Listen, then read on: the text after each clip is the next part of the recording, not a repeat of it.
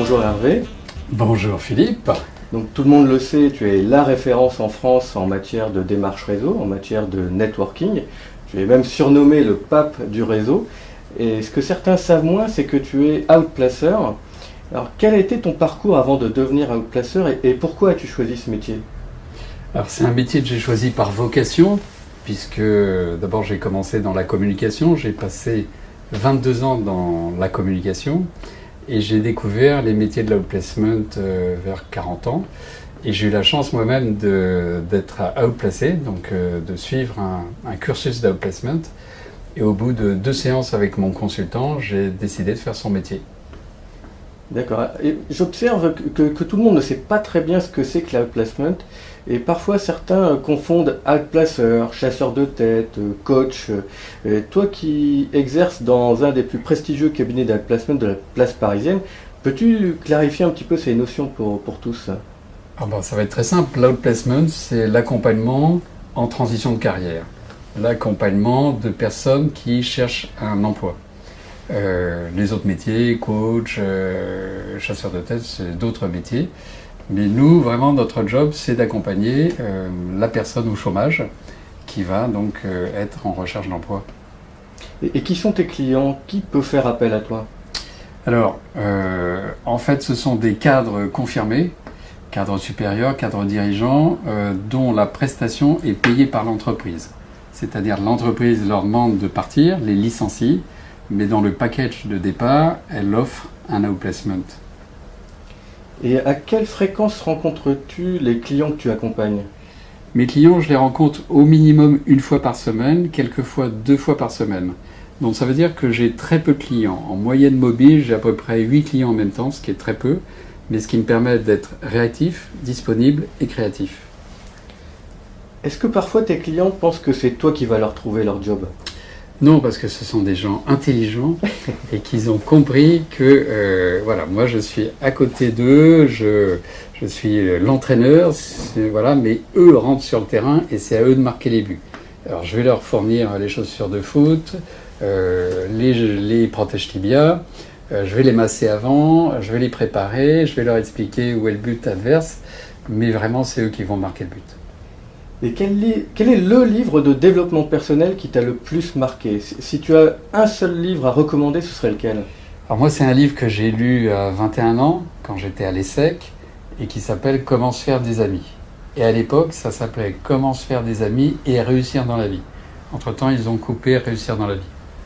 Mais c'est vraiment un livre qui m'a marqué et que je relis régulièrement et que je conseille, car c'est la base des relations entre individus. Donc pour booster sa carrière, quel est le meilleur conseil que tu pourrais donner à nos spectateurs, qu'ils soient en poste ou pas? C'est de faire du réseau parce que beaucoup de gens adoptent le syndrome du bon élève, c'est-à-dire pensent que pour réussir une carrière, il faut juste bien travailler. C'est l'école, c'est les parents, tout le système qui nous apprend ça.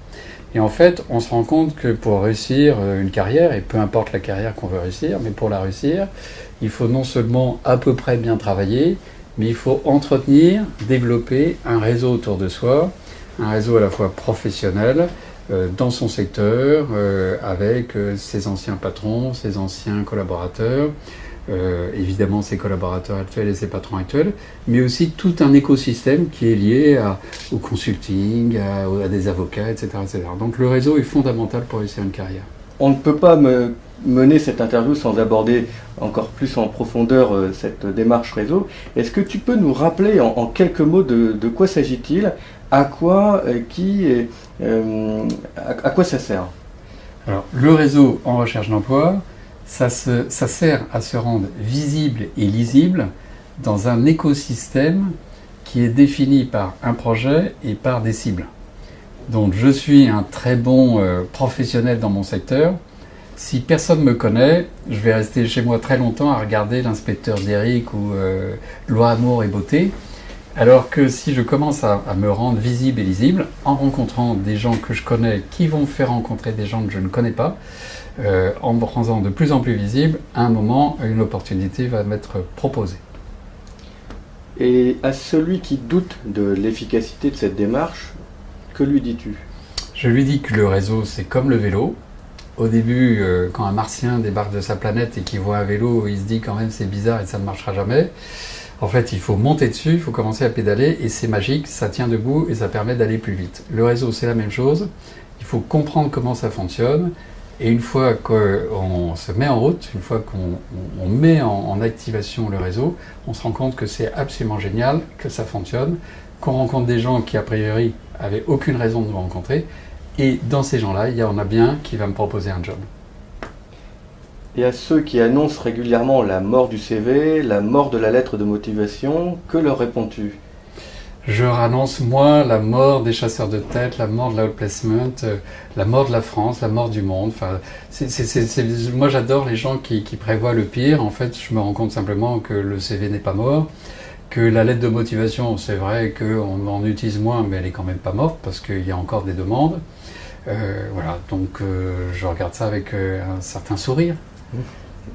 Et pour ceux qui commettent encore l'erreur d'écrire sur leur profil LinkedIn qu'ils sont en recherche active, comment les dissuader ?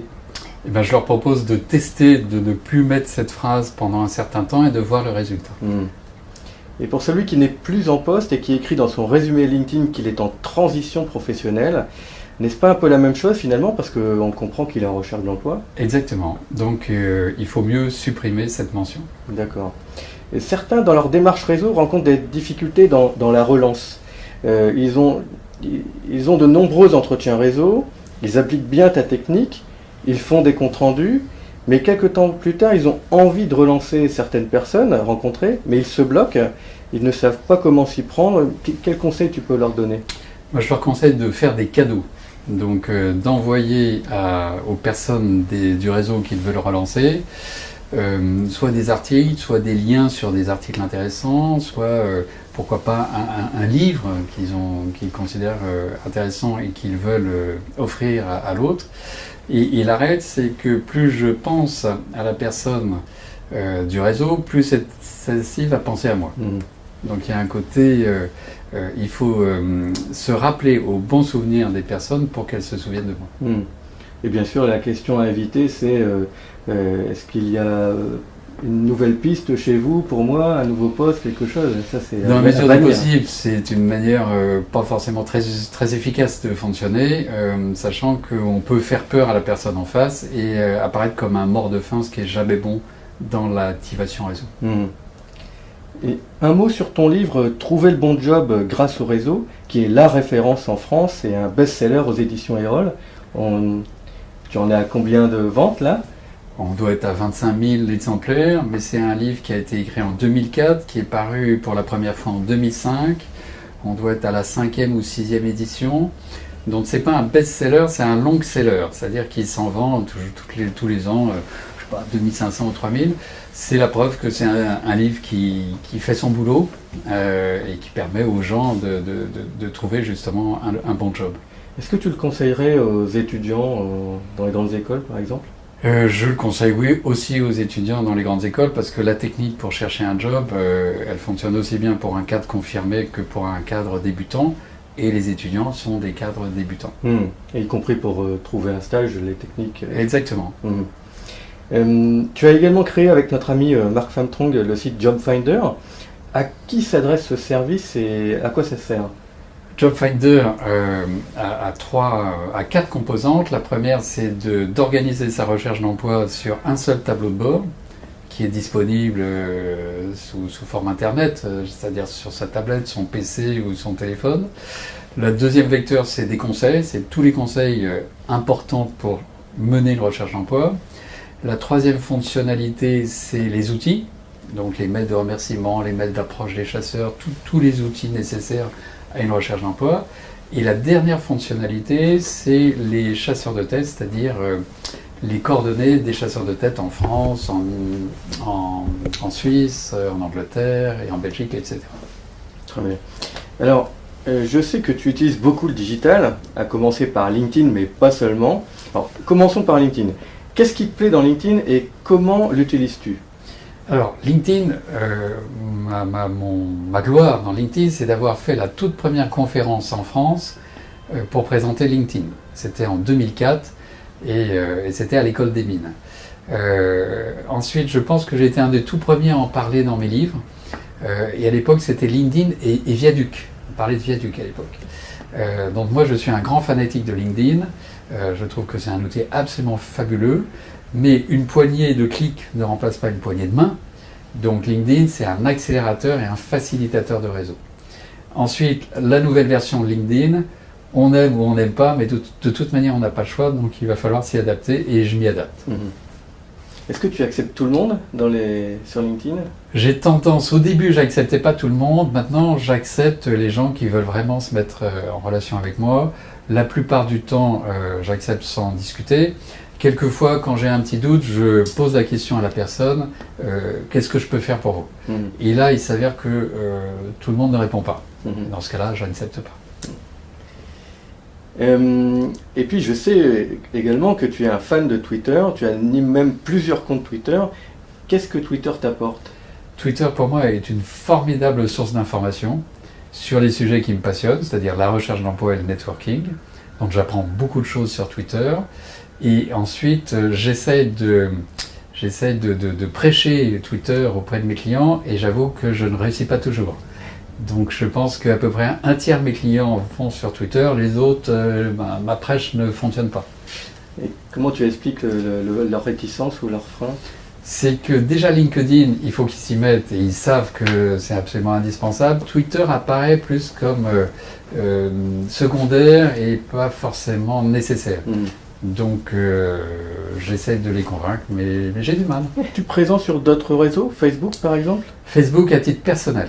Donc vraiment, Facebook, c'est un réseau où j'ai mes amis, voilà. LinkedIn, c'est le côté professionnel. Donc je fais vraiment la différence entre les deux. Très bien. Hervé, merci beaucoup pour cette interview et ces échanges très intéressants. Et merci également pour ces précieux conseils prodigués aujourd'hui. À bientôt. Merci, à bientôt Philippe.